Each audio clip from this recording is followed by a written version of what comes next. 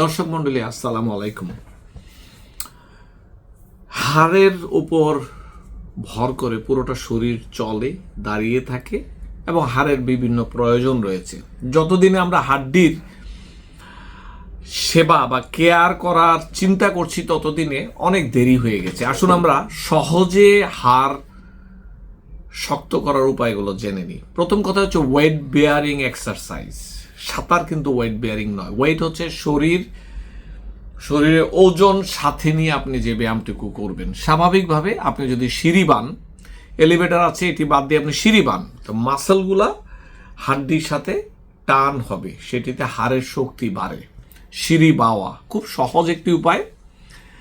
এরপর গার্ডেনিং, বাগান করবেন, কায়িক পরিশ্রম, লো ইম্প্যাক্ট অ্যারোবিক, অর্থাৎ অনেকে দেখবেন ব্যায়াম করছে, এরকম টিভিতে দেখবেন, আপনারাও করতে পারেন ইউটিউব দেখে, সেই ধরনের ব্যায়াম যেখানে শরীরের মুভমেন্টটা ইনভলভমেন্ট, এটা একটা গেল ওয়েট বেয়ারিং। এরপর হচ্ছে মাসল স্ট্রেংথেনিং, অর্থাৎ পেশির শক্তি বাড়ানো। খুব সহজ, যদি আপনি চান বাড়াতে, আপনি বাড়াতে পারবেন। কিভাবে? পুশ আপ, বুক ডাউন দেন, স্কোয়াড, এভাবে বসে দাঁড়ান, বসে দাঁড়ান, বসে দাঁড়ান, এইভাবে শক্ত সোজা দাঁড়িয়ে বসবেন, দাঁড়াবেন, এরকম।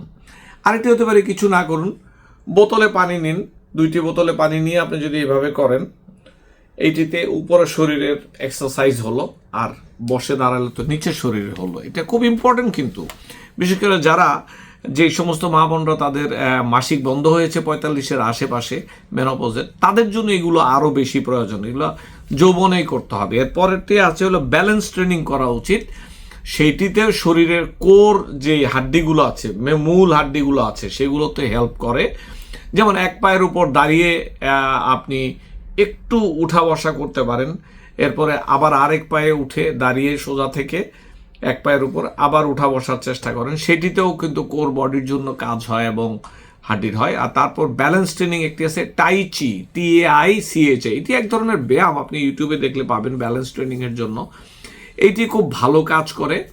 এছাড়াও আছে ইয়োগা করতে পারেন, বিভিন্ন অ্যাপ আছে বা ইউটিউবে দেখতে পারেন, খুব ভালো কাজ করে। ডক্টর দেবী সেটি ইয়োগা করেন নিয়মিত। ধূমপান বন্ধ করুন, মদ পান বন্ধ করতে হবে।